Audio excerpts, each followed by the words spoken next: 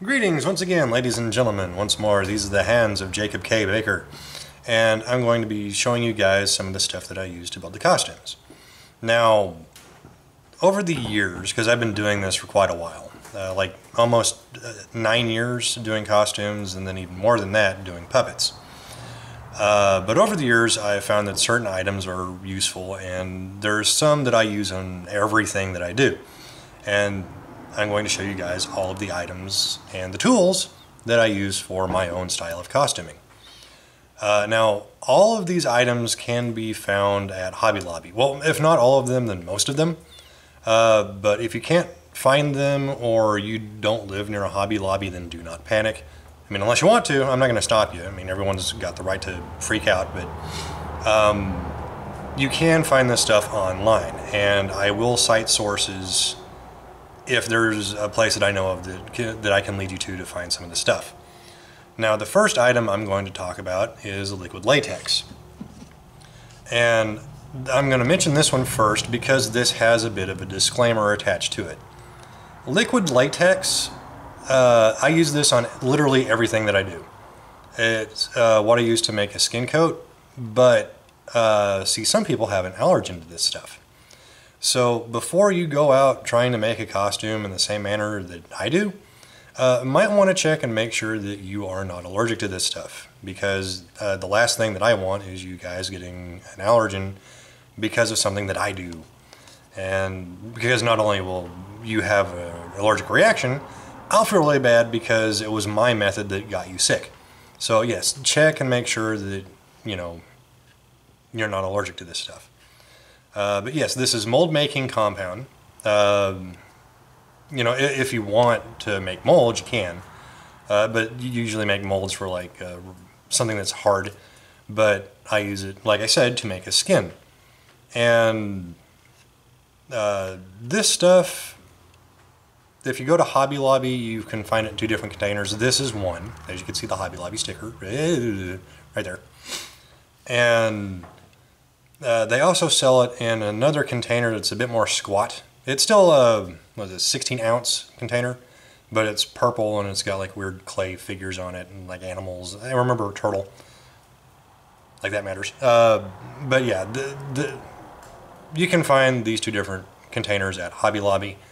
This one was in like the modeling section, and the other one was in like home decor for some odd reason. So yeah, you might want to just check around the entire place, see if you can find it. But if you're like me and you like using latex in bulk, then you want one of these bad boys right here. This is a gallon container, and I buy this from Environmolds. See if I can give you their number there. There you go. If you want to call them. They also have a website, and they sell all kinds of costuming paraphernalia. They sell alginate if you want to do like face casts and stuff like that. And they also sell like little glass eyes. But I use them to get my latex. They sell it in gallon sizes and 5-gallon sizes. Yeah, after this stuff is painted onto the costume, I then like mix paint with the latex and then brush it on to give it the colors, which I will discuss the paints in a second. But if you're using latex, the first couple of coats, if you're using urethane foam like I use, the first couple of coats are going to be sucked up into the foam like a sponge. So you'll have to do like a bunch of different coats. And when the first coat, I think like the first 2 coats at times, depending on how thick you rub it on, it makes the foam kind of tacky. So be careful when you're handling something that's been latexed once or twice, because if you like press in on the foam, it will leave an indentation. Talking is fun. So yeah, just be careful handling stuff with just a couple of coats. After like the 3rd coat or 4, if you want to make it like super durable, then you'll be fine. That's also another plus to this stuff, is that it makes the suits really durable, and that's why I can be like really acrobatic in my costumes, is that this makes the foam a lot more resistant to damage. Now, the colors that I mentioned, I use latex-based paint, obviously. and acrylic paint. Now there are 3 brands that I use. See, autofocus, yeah, there we go. Light, can't cut out the light there, but yeah, Anitas, this is one brand that I use. My most common brand that I use is Apple Barrel. Yeah, there you go, there's the label there. And Folk Art. Folk Art, there you go. But yeah, this is what the bottles look like. But this paint, you know, I mixed in with the latex. And like I said, this is what I use for the colors. Now that I've showed you how to do gone over the materials I use for the final steps of the costumes, what about the building of the costumes? Well, before you build a costume, you're going to need tools to craft these things. And the tools of my trade, let's see, there. First off, detailing scissors. If you saw my Godzilla texture video, then you'll know that I like these because they have a fine tip and they're perfect for detailing. And because they're smaller, I feel I have a better control over the scissors when I'm doing like details. Also for the details, tweezers. I love these things. These are for doing super fine details, or just making costumes more of a nightmare for you, you know. I have fun, you guys might not. You know. You'll also want a pair of more heavy-duty scissors for carving the foam.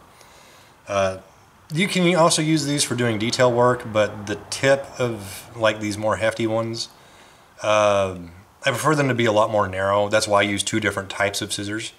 And also the smaller ones, you can only like trim away so much. So yeah, you'll want a bigger pair of scissors to go with them.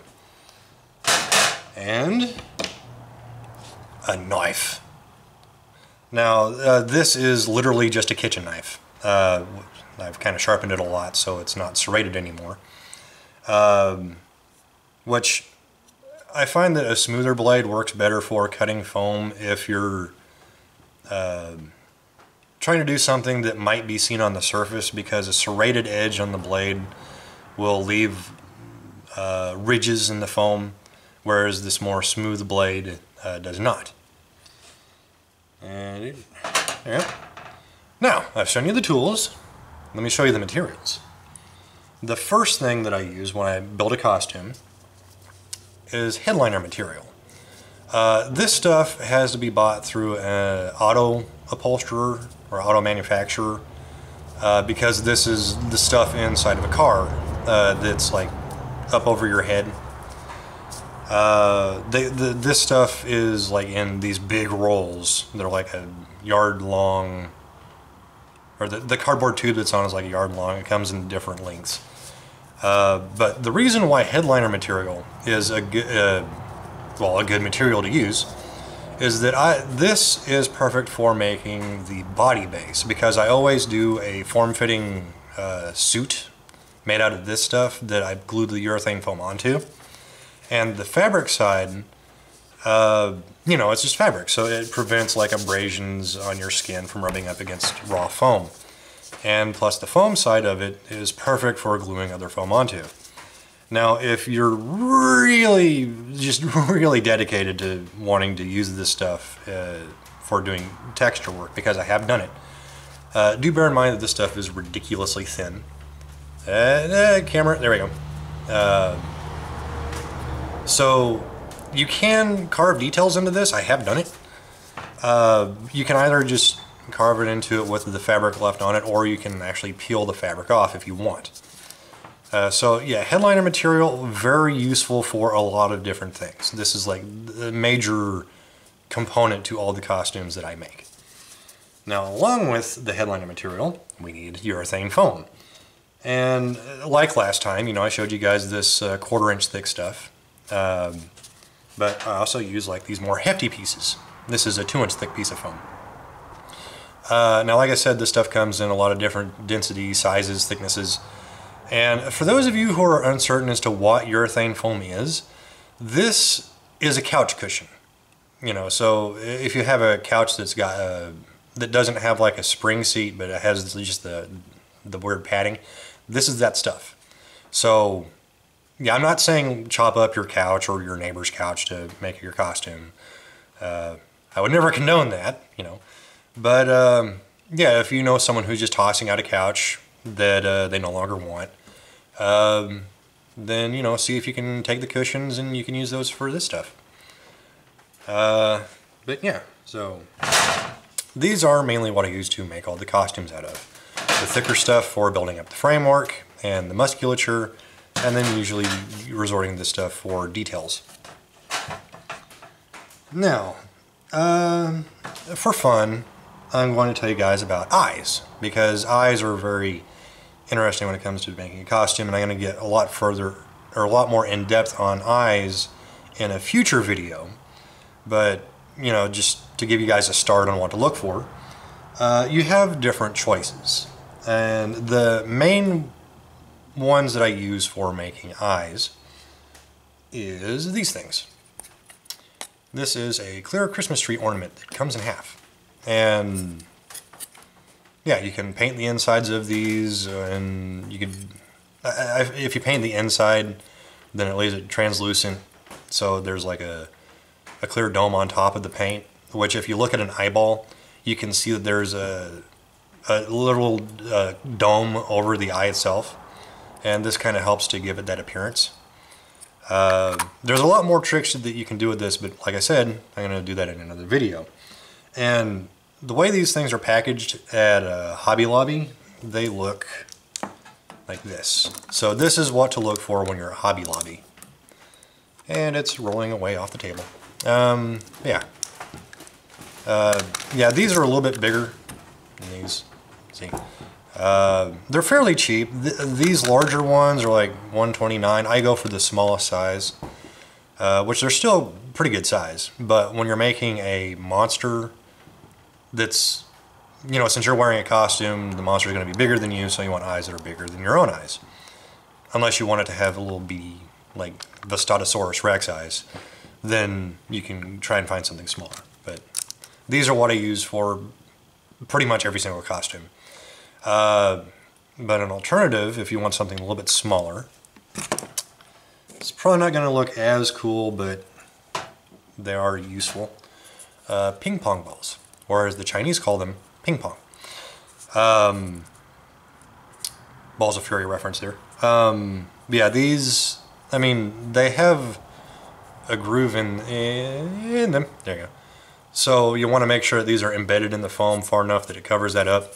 But, you know, if you're having difficulty finding like these things, then ping pong balls are a good substitute. Now for something that's on a smaller scale, like if you're building a puppet, one of my favorite tools is this. There we go. This is a marble out of a Japanese soda bottle, or ramen. I think that's how it's pronounced. But yeah, just drink soda and then like melt off the cap, and then you pull the marble out, and these things work wonders. Again, I'll get more in depth in this in a video dedicated to eyes. But yeah, these things are useful. Now, hands. Because I get asked about this from time to time, and we have done different things for making hands. We've made hands out of like headliner material, then we just did like the raw foam. Literally the best thing that I have found for a start on hands are, yeah, these. These are gloves by Brown Jersey, and so if anyone messages me or I'm talking to them and I mention liner gloves, these are what I'm talking about. Yeah, like I said, these are from Brown Jersey, and the reason why these are good to use for this style of costuming is that these gloves are tight around the skin, so it conforms more to the shape of your hand. And I found that making hands, they look a little bit better the smaller they are, or the less thick that they are. because the more padding you have, the bigger the hands are going to get, and they're not going to look as good as something that's a little bit thinner. And plus, you have a lot more range of movement if you build the hands to be thin. But yeah, these definitely the kind of gloves you want to buy for gluing material onto. Plus, these are they're a little bit thick, so you don't have to worry about like spraying glue through the glove and onto your hand. I mean, occasionally you might come across that, but I mean, these still work pretty well for keeping your hands fairly clean. But that's pretty much it for the basics, except for one thing. Glues. I'm gonna have to detach the camera here, so get ready to go for a ride. Yeah, there we go. The kind of glue that I use is this stuff. Weldwood contact adhesive. Now, you can get the stuff in like an aerosol can. It works just fine. I used to use that for years. But for the past 8 years, I've predominantly used this kind of glue. But you are going to need one of these kinds of glue guns. These are the ones that attach to a... oh, my brain locked up. How wonderful. What is that called? A air tank. That's not the right term, but we'll go with it. Air compressor. There. Yeah. So if you got an air compressor set up, definitely get one of these. Yeah, get one of those kinds of glue guns. It works fantastically. But you got to keep cleaning off the nozzle, though. It's the only issue I have with them. But that, ladies and gentlemen, is pretty much the basic tools. My focus is messed up. I have no idea what we're looking at here. But yeah, these are the tools that I use for pretty much every single costume. So yeah, if you're looking to just get a start or looking for a place to start, definitely try and look up this stuff. And I have absolutely no idea what's going on with the... maybe zoom? Ah, zoom! That's what happened, yes. But yeah, these are the items to help you get a start on looking for stuff. Yes, next video in the series I will be going back to doing the texture work, and like I said, some of this stuff I will get more in depth on in future videos. Until then, once again, Jacob K. Baker, signing out.